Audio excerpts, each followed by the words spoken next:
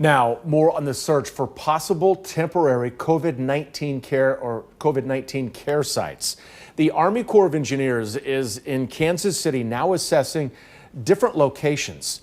KCTV5's Leslie Aguilar joins us now live from Hy-Vee Arena, which is one of the facilities that's currently being considered. So, Leslie, do we know when we could start seeing local temporary hospital facilities popping up?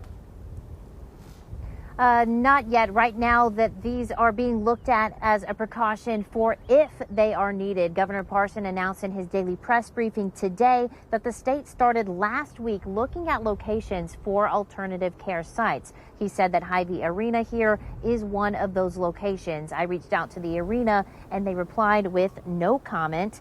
We know that there is 84,000 square feet of space inside.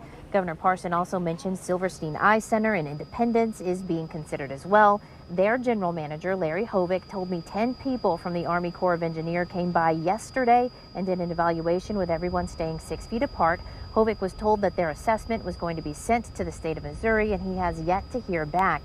Governor Parson said 2 other locations in Kansas City are being evaluated today. And Kansas City Mayor Quinton Lucas could not tell us where those locations are. They are looking at 3 main selection criteria for these sites, including located in areas with the possibility of deficient bed counts, areas large enough for patient population, and areas where utilities are available to start immediate construction if necessary. This is just another example of how we are moving forward to put plans in place, anticipate needs, and support our communities during this fight against COVID-19. I commend any efforts that we have right now to try to make sure Missouri and Missourians are better prepared. And so that's all I can say about it at this time, but I am aware of that conversation. Now in New York City, there's a field hospital set up in Central Park, 14 tents and 68 beds there.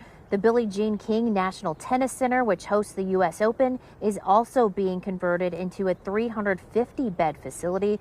And there's a Navy hospital ship now docked in Manhattan, and even more plans for more temporary facilities in New York City. So far, no government official in Kansas or Missouri or any hospital system has sounded the alarm about the anticipation for more beds. But according to a study from the University of Washington, Missouri is supposed to peak with COVID cases in mid-May and Kansas at the end of April. So still quite some time to see whether or not that need for beds will happen here in the Kansas City area. Reporting live from Hy-Vee Arena, Leslie Aguilar, KCTV5 News. Yeah, we all have our fingers crossed that we don't need extra beds. Leslie, thank you very much for that report.